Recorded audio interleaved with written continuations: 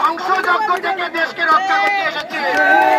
এই দেশকে আমরা রক্ষা করব, এই দেশকে নতুন করে আমরা সাজিয়ে তুলবো ইনশাআল্লাহ।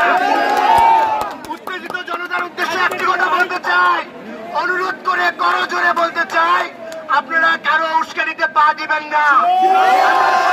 ভাবে সাত মাথায় অবস্থান করব। এখানে আমাদের অবস্থানে কেউ বাধাগ্রস্ত করতে আসলে তার বিরুদ্ধে আমরা